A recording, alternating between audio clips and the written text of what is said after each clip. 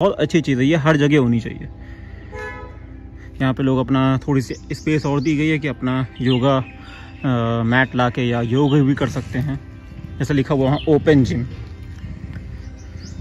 अब यहाँ चलते हैं, यहाँ पे सामने एक और मंदिर है, मुझे एग्जैक्टली नहीं पता है ये किनका है। तो चलिए चलते हैं अंदर और दर्शन करने का प्रयास करते हैं। जय हो प्रभु, बहुत ही खूबसूरत दर्शन। इस मंदिर के लिए अगर आप लोग आना चाहते हैं तो मैं अभी भी बोलूँगा, आने के लिए थोड़ी सी दिक्कत हो सकती है कि ये एरिया थोड़ा सा अंदर में पड़ता है, अगल बगल खेत हैं, पेड़ हैं। रात के समय तो आने में यहाँ पे मैं आपको सीधे मना करूँगा कि रात में मत आएँ, दिन में ही आइए अगर आते हैं तो, क्योंकि यहाँ पूरा सुनसान पड़ जाएगा।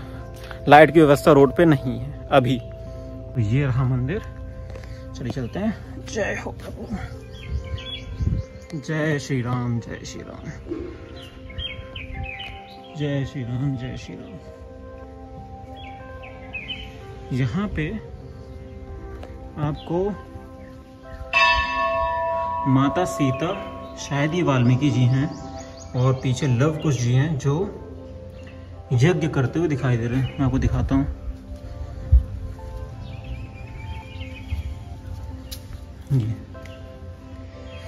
ये थोड़ा सा मतलब मैं सबसे रिक्वेस्ट करूँगा, जैसे यहाँ पे लोगों ने सिक्के फेंके हैं वो चीज़ें ना करें कृपया करके, ये अच्छी चीज़ नहीं है।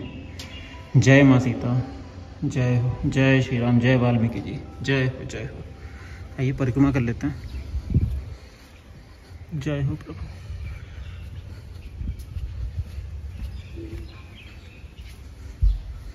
जय हो प्रभु, जय।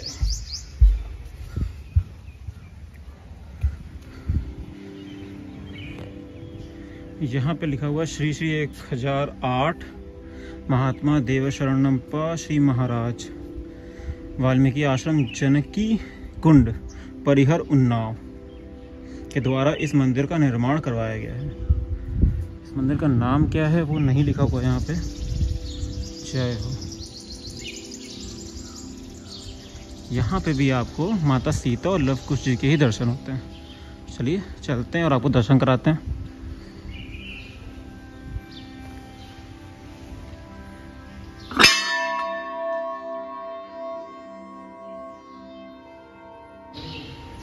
जय हो।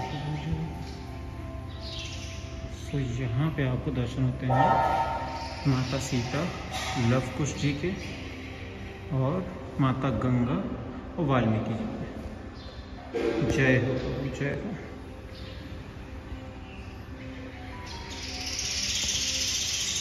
बहुत ही खूबसूरत। यहीं पे समीप में आपको दर्शन होते हैं श्री राम जी के दरबार के। भगवान श्री राम, माता सीता, लक्ष्मण जी, हनुमान जी और लक्ष्मी नारायण भगवान के। जय हो प्रभु, जय हो। ये परिक्रमा कर लेते हैं। जय हो प्रभु,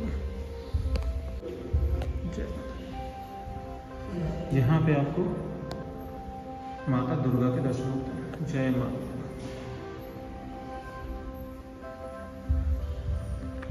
जय माता दी, जय माता दी, जय माँ। यहाँ पर संपूर्ण हनुमान चालीसा लिखी हुई है।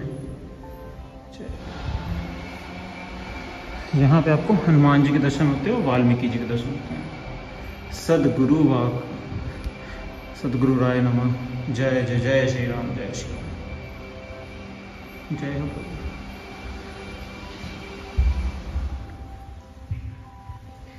यहाँ पे आपको भोले बाबा के दर्शन होते हैं, माता पार्वती, गणेश जी, कार्तिकेय भगवान, नंदी बाबा के। जय श्री राम।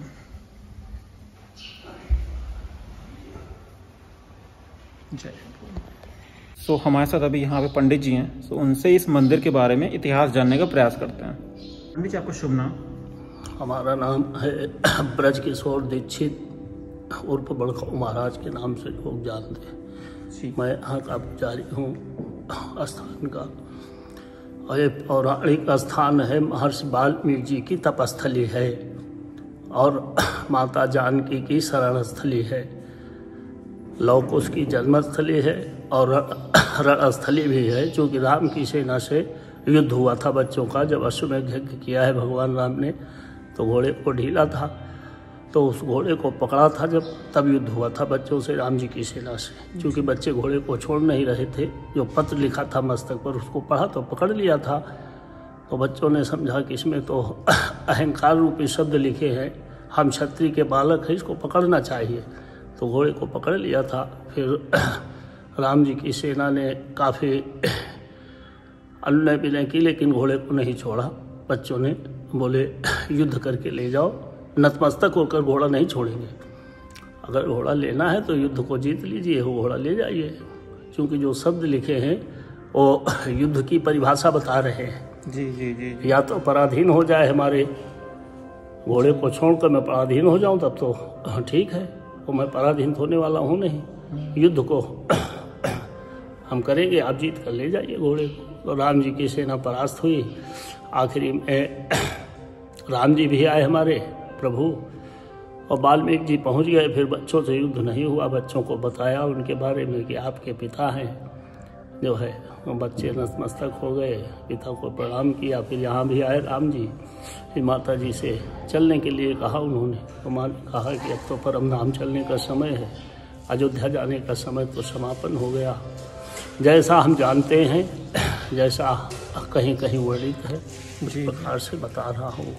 जैसे कि बोला था ये त्रेता युग का मंदिर है। हाँ, ये पौराणिक स्थान त्रेता युग का है। तो त्रेता युग का मतलब हो गया कि द्वापर युग के 8,64,000 वर्ष, 8,64,000 वर्ष के गुजर गए। 5,000 वर्ष, 5700 साल आसपास कलिकाल के गुजर रहे हैं। जी जी। और त्रेता के चौथे चरण में युद्ध हुआ था, अंतिम चरण के आसपास, वो भी 12,96,000 वर्षों का होता है। जी जी। तो मतलब लगभग 8,80,000 वर्ष, 10 लाख वर्ष के आसपास गुजर रहे हैं। मैंने सुना था कि रामचंद्र जी जो आए थे, प्रभु श्री राम जी, वो त्रेता के अंतिम ही युग में, अंतिम काल में ही आए थे। और कहा जाता है कि उनके जाते ही द्वापर युग की शुरुआत हो गई थी। उनके जाते ही द्वापर युग की नहीं, ऐसा नहीं है। भगवान के जाने के बाद 11,500 वर्षों तक लौकुश ने राज्य किया। फिर 10,000 वर्षों तक उनके बच्चों ने राज्य किया लौकुश के। ऐसा भगवान श्री राम ने 11,000 वर्ष तक राज किया था, उनके बच्चों ने किया। 11,500 वर्षों तक लौकुश ने राज्य। भगवान वो तो किया है, वो उसके बारे में मुझे एग्जैक्टली नहीं पता है। भगवान राम जो है अपने बच्चों का राज्याभिषेक करके, सारी व्यवस्थाओं को सुधार करके चारों भाई फिर प्रस्थान कर गए थे परम धाम को। जी जी जी, ऐसा लेख है। लेकिन जो शास्त्र में होता है वही बताते हैं, बाकी हम नहीं जानते कुछ। बाकी राम जी की इच्छा क्या हुआ हो क्या न हुआ हो, प्रभु जाने। जैसे मैंने वाल्मीकि रामायण में लंका कांड के बाद उत्तरकांड शुरू होने से पहले जो महात्म्य लिखा हुआ है उसमें, लंका कांड पे, उसमें लिखा हुआ था भगवान श्री राम का राज्याभिषेक हुआ और फिर वो 11,000 वर्ष तक राज किया। 11,000 वर्षों तक भगवान ने राज्य किया। उसके बाद अपने बच्चों को राज्य दे करके, राज्याभिषेक करके वो प्रस्थान किया। अच्छा, तो फिर 11,000 वर्ष के बाद उन्होंने 11,500 उनके बच्चों ने राज्य किया। जी जी जी, मतलब कि अच्छा समझ। हाँ, ये तो लगभग 9 लाख वर्ष, 10 लाख वर्ष के आसपास। हर युग के अंतिम चरण में ही भगवान जन्म लेते हैं, जब राक्षसों का ज्यादा प्रभाव बढ़ता है। अब इस समय क्या हो रहा है, कितना बड़ा अधर्म चल रहा है पूरे संसार में। जी जी, आया समझ में। प्रकृति का हनन पूर्ण रूप से किया जा रहा है और ज्यादा भौतिकता रूपी विकास ही हमारे धरा का विनाश का कारण बनते, इसमें कोई संदेह नहीं। जगह जगह पहाड़ों को, वृक्षों को हर तरीके से नुकसान सभी पहुंचा रहे, कोई उसमें कम नहीं है, चाहे कोई भी हो। पूरे विश्व में ये चल रहा है। आज इतने भूकंप और प्रलय हो रहे हैं तो प्रकृति बहुत कम कर दी गई है, उसको नुकसान। लाखों किलोमीटर रोडें बन गए, एक से एक पेड़ों को काट दिया गया। तो आज जो पेड़ लगाए जा रहे हैं वो कागजों पे लगाए जा रहे हैं। कोई वृक्ष लग रहे हैं क्या? वो गुड़हल लग रहे हैं, कनैल लग रहे हैं। इनसे क्या मिलेगा? इनसे कोई ऑक्सीजन मिलेगा कि छाया मिलेगी? क्या मिलेगा? अरे बरगद लगाओ, पीपल लगाओ, आम लगाओ, गूलर लगाओ, नीम लगाओ, अच्छे अच्छे वृक्ष लगाओ जिससे ऑक्सीजन भी मिले और छाया भी मिले और प्रकृति को पूर्ण रूप से वो सहयोग करे। जी जी जी, है। तो कागजों पे सब चल रहा है, पैसे ले लेते हैं और वहाँ गुड़हल और कनेर लग रहे हैं। देख लीजिए हाईवे पर कौन से पेड़ और वृक्ष खड़े हैं।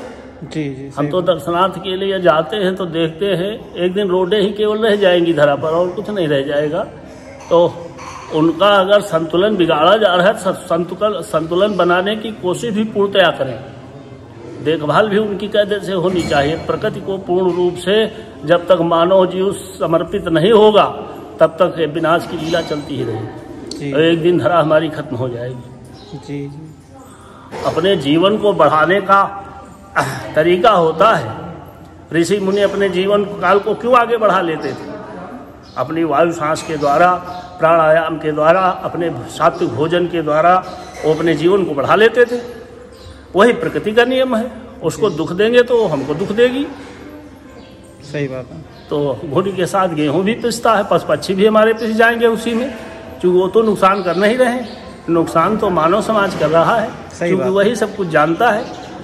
उनको तो खाने से और प्रेम करने से मतलब है, बाकी तो कोई मतलब नहीं। जी। तो सबसे बड़ी चीज़ ये है, लिखा है ऐसा न विद्या तपो न दानम ज्ञानम न शीलम न गुणो न धर्मा ते मृत्यु लोके भूि भार भूता मनुष्य रूपेण मृगा सचरम। वो जानवर से भी गया गुजरा है जिसके अंदर ये चीज़ें नहीं हैं, ये भाव नहीं है, गुण नहीं है, कर्म नहीं है, न कर्मवान है, न मर्मवान है, न धर्मवान है। तो वो निशाचर से उसकी तुलना की जाती है ऐसे व्यक्ति की। जी सही बात है। धन्यवाद धन्यवाद। सो दोस्तों, ये थे संपूर्ण दर्शन इस मंदिर के, जानकी कुंड और लव कुश जी का जो पूरा जन्मस्थली है, हनुमान जी को जहाँ बांधा गया लव कुश जी के द्वारा, अश्वमेध का यज्ञ का जो घोड़ा था उसको बांधा गया, वो पूरा मतलब यहाँ पे आपको मैंने दर्शन करा दिया। आपको दर्शन करके कैसा लगा मुझे कमेंट्स में बताइएगा। चलिए आज के लिए इतना ही, मिलते हैं आपसे नेक्स्ट वीडियो में। सियावर रामचंद्र जी की जय। ओम नमः शिवाय। जय माता दी। जय श्री राम। जय श्री राम। ये पूरा लिखा हुआ है इस मंदिर के बारे में, जो बरगद का वृक्ष है उसके बारे में साइंटिफिक चीज़ें लिखी हुई हैं, आप लोग पढ़ सकते हैं।